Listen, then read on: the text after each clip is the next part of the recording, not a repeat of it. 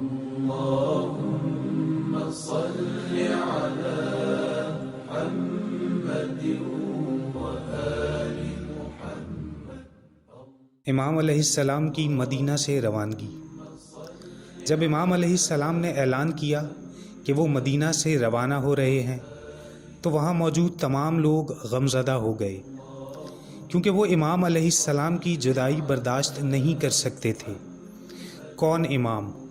وہ امام جو صورت میں، سیرت میں اور کردار میں خدا کے پیارے نبی حضرت محمد مصطفیٰ صلی اللہ علیہ وآلہ وسلم کی یاد دلاتے تھے۔ امام علیہ السلام نے فرمایا کہ یزید لعین اس قدر ظالم اور جابر ہے کہ وہ مدینہ کو بھی میدان جنگ بنانے سے گریز نہیں کرے گا، اور ہر اس شخص کو قتل کر دے گا جو اس کی بیعت نہیں کرے گا۔ چنانچہ امام علیہ السلام نے حج کا ارادہ کیا اور مکہ کی طرف روانہ ہو گئے۔ امام علیہ السلام کے مکہ جانے کی مصلحت یہ تھی کہ امام علیہ السلام جانتے تھے کہ حج کے موقع پر دنیا بھر سے مسلمان بڑی تعداد میں مکہ آتے ہیں، تو امام علیہ السلام اس موقع کا فائدہ اٹھا کر یزید کے مقابلے میں زیادہ سے زیادہ لوگوں کی حمایت حاصل کرنا چاہتے تھے۔ امام علیہ السلام نے مدینہ کے لوگوں کو الوداع کیا اور قافلہ اپنی منزل کی جانب روانہ ہو گیا۔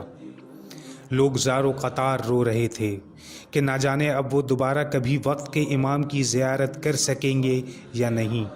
اس وقت اسلامی مملکت اپنے بدترین دور سے گزر رہی تھی۔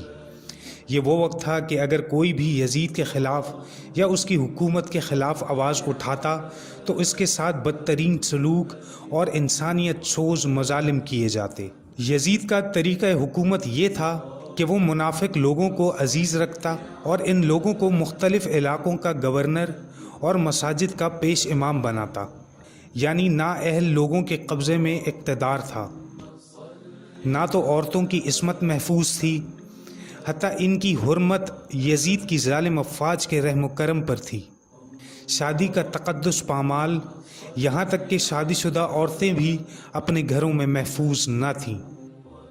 ظلم کی اس انتہا پر بالآخر لوگوں کے صبر کا پیمانہ لبریز ہو گیا اور امام علیہ السلام کو لوگوں کے لکھے ہوئے خط موصول ہونا شروع ہوئے، جن میں یہ درخواست کی گئی تھی کہ دین حق کو نابودی سے بچانے کے لیے کوئی اقدام کریں تاکہ گمراہ لوگوں کی رہنمائی ہو سکے۔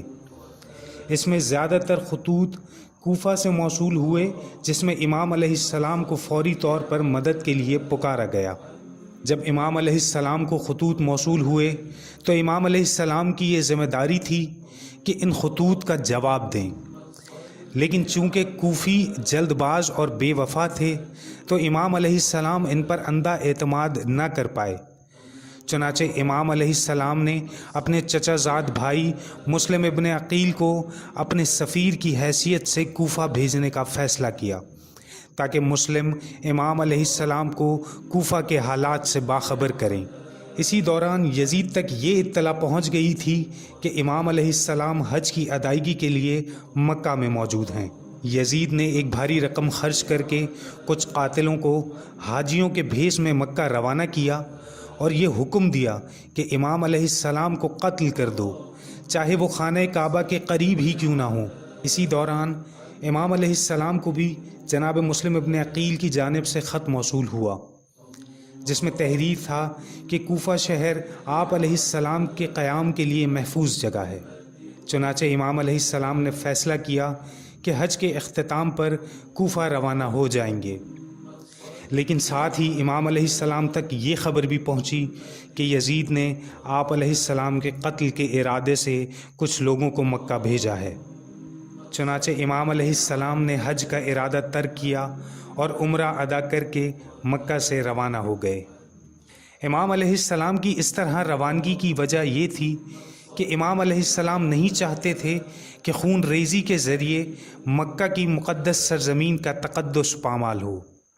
کوفہ کے لوگوں کی یقین دہانی اور بے حد اصرار کی وجہ سے آپ علیہ السلام نے کوفہ جانے کا ارادہ کیا، لیکن اس وقت تک مسلم کوفہ میں شدید مشکلات کا شکار ہو چکے تھے کہ جہاں لوگوں نے پہلے ان کا استقبال کیا تھا اور اب وہیں انہیں اپنی بقا کی جنگ لڑنے پر مجبور کر دیا۔